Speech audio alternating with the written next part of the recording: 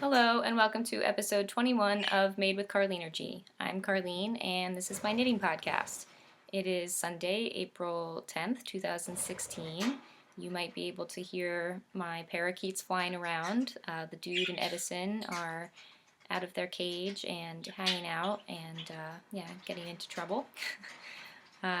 Welcome to my returning subscribers. It's great to have you back. And if this is your first time checking out my podcast, thanks so much for coming by to see what I've been up to.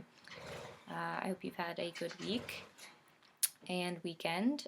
My weekend has been a little bit different than planned, but I basically had kind of a lazy weekend, just knitting a lot.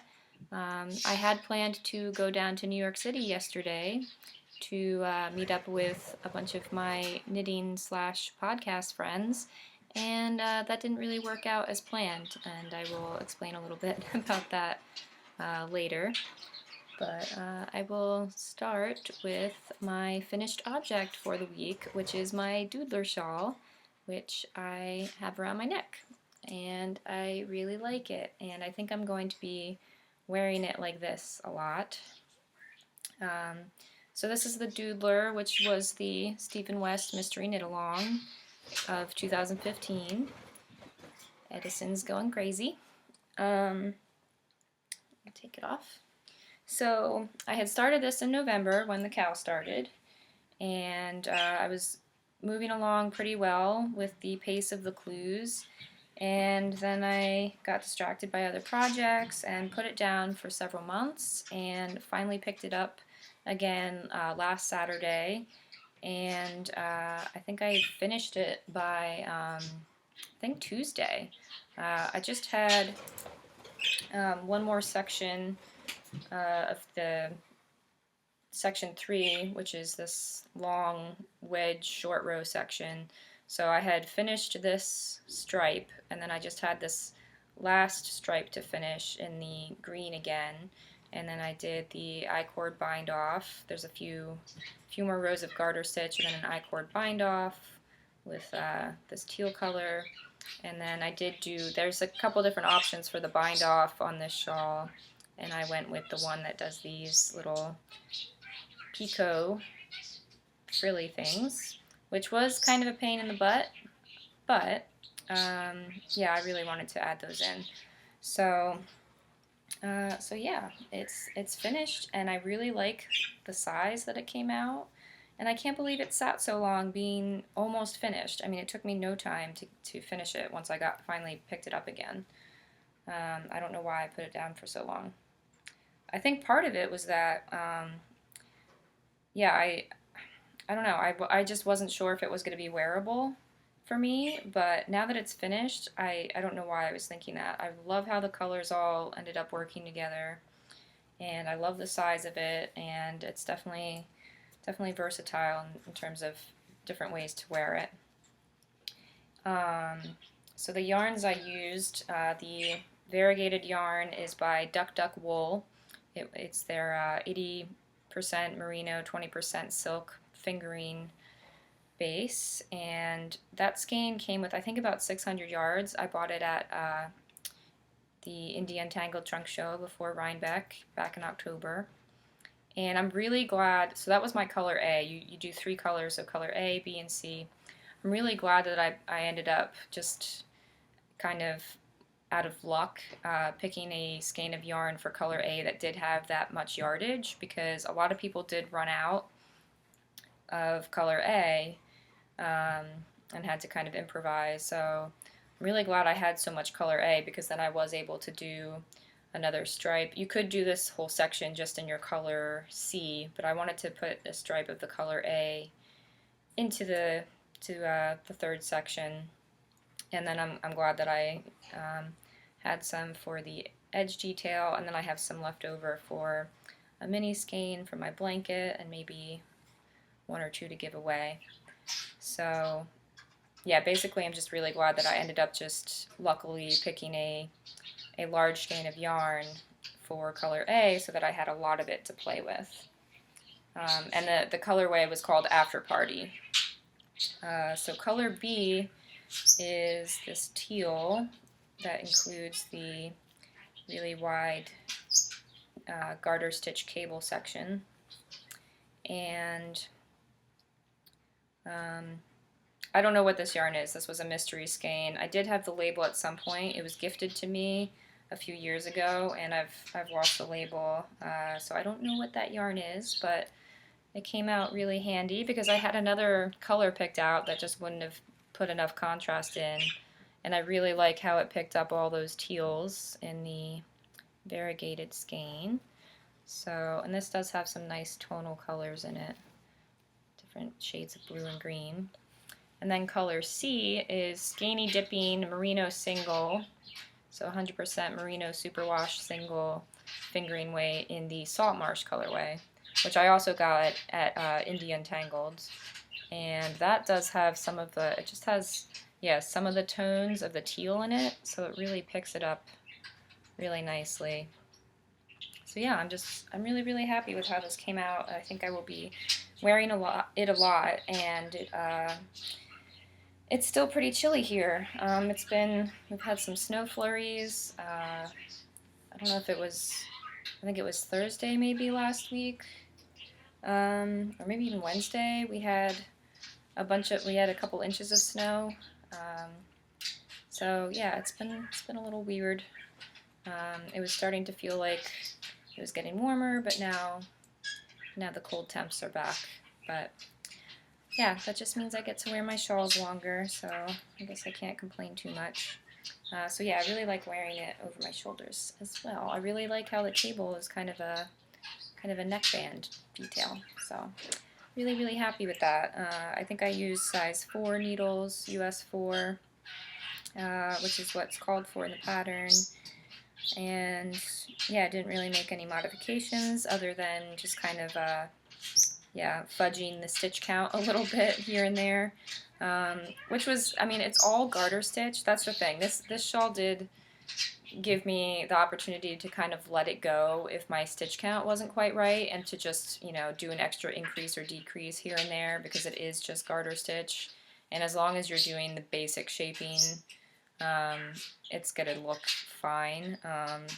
And that's what kind of got me held up with finishing section 3, is I ended up with the wrong stitch count, and I was all annoyed by it and thought that I was going to have to rip it out. But I think what I did was I had just put an extra yarn over in somewhere, so then on the next decrease row I just did a few knit 3 togethers instead of knit 2 together, and that fixed it. I mean, you're not going to know, and I probably wouldn't even be able to find those knit 3 togethers anymore, so that's what's great about garter stitch, kind of hides things. So yes, very, very happy with that. But that's my only finished object for the week. And as far as works in progress, I'm going to sip of tea.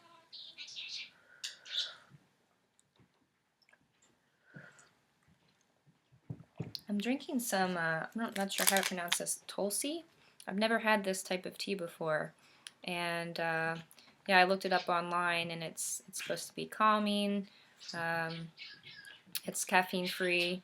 My friend Sarah sent this to me in a swap, and yeah, it's really nice. It's very light and mild and definitely soothing.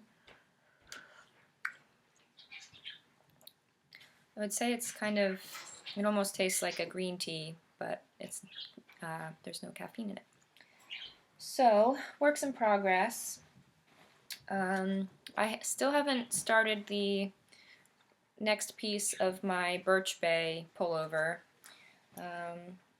Yeah, I don't know why, I just haven't picked that up again. And really didn't work on my Lucas shawl at all, so I don't think I will show that because there's literally no more rows on it. And although I did fix the mistake that when I showed it last week, when I lifted it up, I realized that I was showing you a section that had definitely a drop stitch in it, or an extra yarn over. So I went back and fixed that and got that back on track. But other than that, I really haven't worked on it, which is kind of a shame. But that's because I've started a new project. And yeah, I started this right after I finished my Doodler. I really wanted to get this on the needles because it's for a friend who I am doing kind of an art trade with. So My friend, her name is Kelly Ray, and she is an artist who was an artist resident in the program in Wasaic, which is the artist program that I worked for a few summers ago.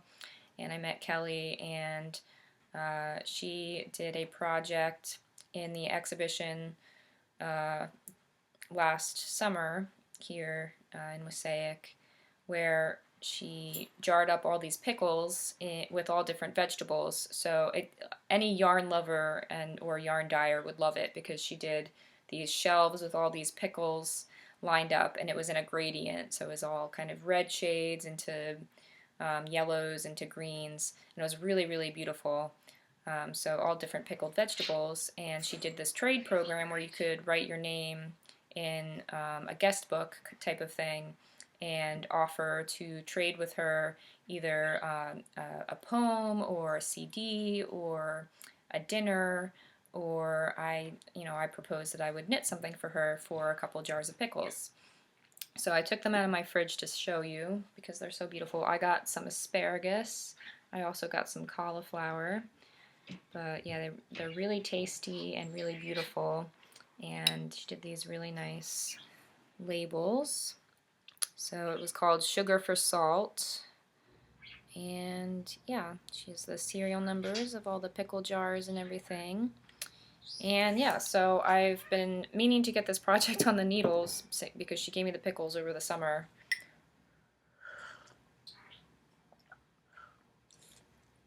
And we had talked a little bit about what she wanted as far as the design and the type of knitted thing that she wanted.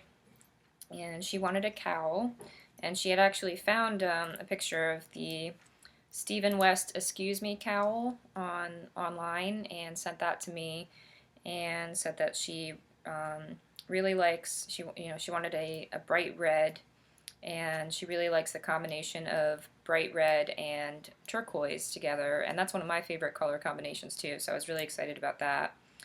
And so I started knitting her an Excuse Me cowl, and it's brioche. This is only my second brioche project. I did the vintage prim hat by Andrea Mowry, so this is only my second brioche project, and it did take me a little while to get started with this two-color cast on and then the first setup row. There is actually a mistake in the pattern. The setup row says to start with a color B stitch, but you're supposed to start with a color A stitch, or your brioche will be off when you go to start the actual brioche stitch pattern. So yeah, I cast on a couple times before realizing that that was actually a mistake. So so yeah, this is the Excuse Me cowl. I did the next section, and now I'm increasing for it's called the Excuse Me Dickie actually, because it has a kind of wider collar part for your neck and shoulders. So I started the increases for that. So this is Malabrigo Worsted is the red, and it's called Ravelry Red. And then, oh, I forget what base this is, because this is I think it's just the Merino Worsted where it's just a single. And this is Malabrigo Rios, maybe? It's applied, but I think it's also 100% merino. And this is the aqua colorway. So Ravelry Red and aqua. And yeah, I really like how they look together. I did buy another yarn originally to pair with the Ravelry Red, but I didn't like it as much. So I think this is a really nice color combo. We were afraid that it was going to be too bold, but I think it's yeah, I think they play off each other nicely, and it's not too in your face. I think it's and the red is coming off a little more blown out.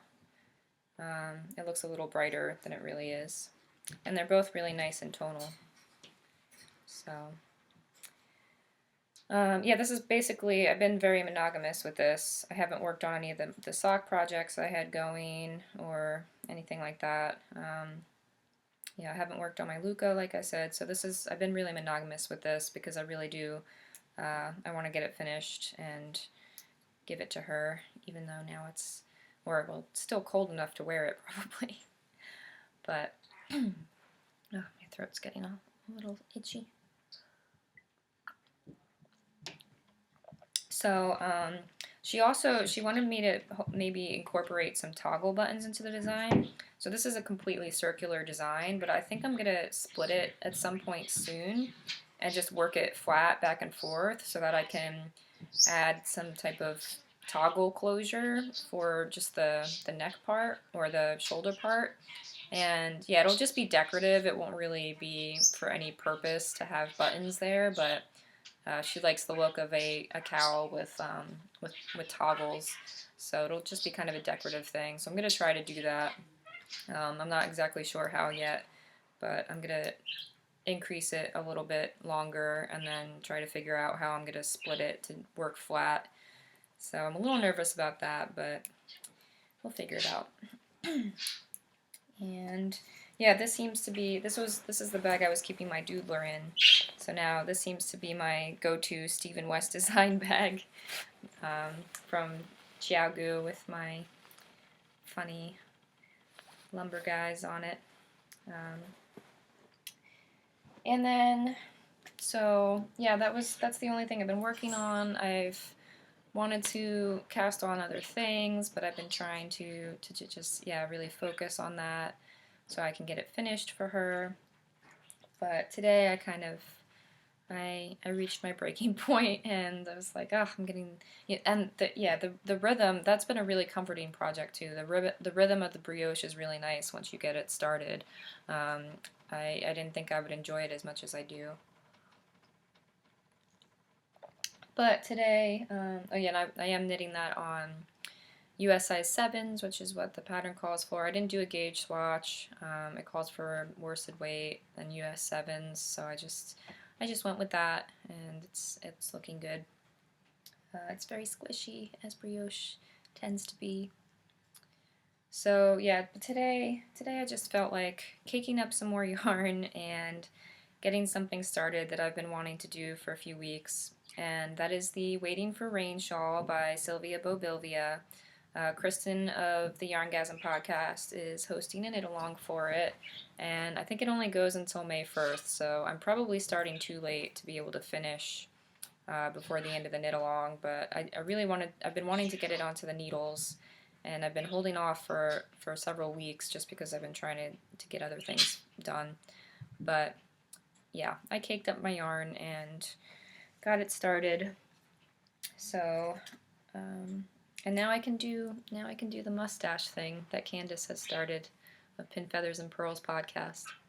Mustache whips. So this is O-wool O-wash fingering. My first O-wool, which I got at Gauge Intention a few weeks ago.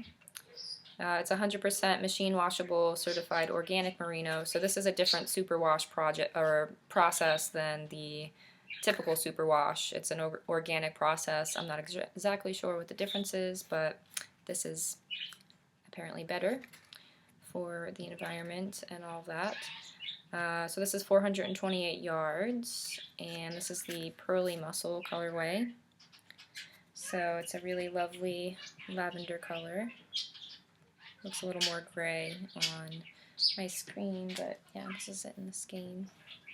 So I got 2 skeins of that at Gauge Intention, and then for the lace panels of the Waiting for Rain shawl, I'm going to use Bull and Vine Yarns Fairy Hair. This is her Strassa base, which I don't think she's carrying anymore, but it's a 80% merino, 20% nylon. So yeah, I want to do that as the lace panels. I think that'll be really pretty.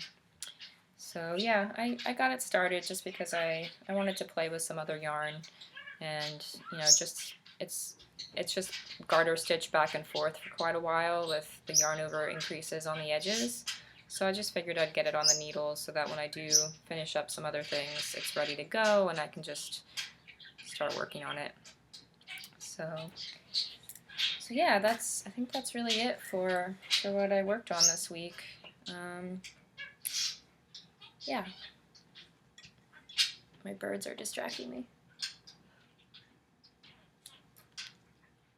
So, yeah, yesterday, I really thought I would have a nice little recap of my day in the city yesterday. Um, I was supposed to go to take Metro North from up here in Dover Plains down to the city. Takes about 2 hours and 15 minutes usually. And so I got up early, and I had actually been out pretty late Friday night, but I got up ready to go. The train was supposed to leave at 8:37, and so I got to the train station at 8:25, bought my ticket, and I was standing on the platform drinking my coffee from this thermos that I have, and the train was a few minutes late, and then it was 5 minutes late, and then I turned around and saw the sign that said that there were service changes because of some bridge work they were doing, and that there would be an alternate bus schedule, but it said that the buses would run 15 minutes to 30 or to a half an hour earlier than the scheduled train time, which doesn't make any sense to me. So the buses that were replacing the trains that were not going to be running left that much earlier than the train was supposed to leave. So if you show up for the time that you think you're leaving, then you've already missed your bus, and you have to wait for the next one, which I could have gotten the bus at 10:10, but and then so the buses were taking us down to another station further down the train line where it would pick up, and you could get the train from Southeast. But I wouldn't have gotten into the city until 1:45. So I thought I was leaving to get into the city by 11, and I could have still gone down and been able to see everybody. I was really, really excited to go down yesterday because Shane from the Nitroversion podcast was in town, and he usually lives in Boston, so I haven't seen him since Rhinebeck, and he's been back to New York a few times, and it just hasn't worked out where I've gotten to meet up with him, so I was really excited about that. And yeah, just so bummed that I couldn't get down there. I still could have gotten that later train, but by that time I was feeling really exhausted and frustrated. And so as I was sitting in my car looking at my phone to look at the train schedule, I was still in the parking lot, and I was looking up the schedules and trying to figure all this out to see if there was any alternative for me to get down to the city at a reasonable time. And I look over, and my coffee is just leaking all over my bag, because I had a big tote bag with 3 different projects that I was bringing with me. I was bringing my Luca shawl, my brioche, Dickie, and a sock project, because you always should have a backup sock project. So I was bringing those 3 things. They all had their own project bags, and then I had them all in my big tote bag with my other stuff. And my coffee thermos has a button on top that if you press it down, it vacuum seals it so that nothing leaks out. So that's pretty cool, and it works really well if you actually press the button. But as I was sipping it on the platform, and then when I got kind of flustered realizing that there was no train, I must have put it back in my bag without pressing the button, and so it was leaking all over my stuff, and it got all over my project bags and all over the book that I had with me and my notebook and all that stuff. And it got on my Fawn and the Fox bags. So it spilled all over this one.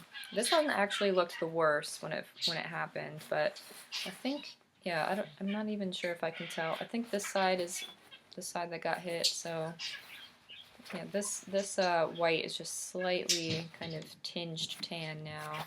I washed them all right away when I got back home. But yeah, so then they didn't get too stained. And my yarn didn't get wet. Like, project bags are useful for more than just matching your yarn to your bag. They protect your yarn. So yeah, the yarn wasn't wet in this bag. And then this one got a bunch of coffee on it too. And I think, yeah, this one's a little more stained, but I don't know if you're even going to be able to see it on camera. It's like, it's a little bit tinged on these edges. But since this kind of has different shades of the teal anyway, it's kind of, yeah, hand-dyed and, yeah, kind of tonal anyway. You can't really tell that it's stained, so it's okay. This is what my Luca shawl's in. And again, my Luca yarn didn't get wet.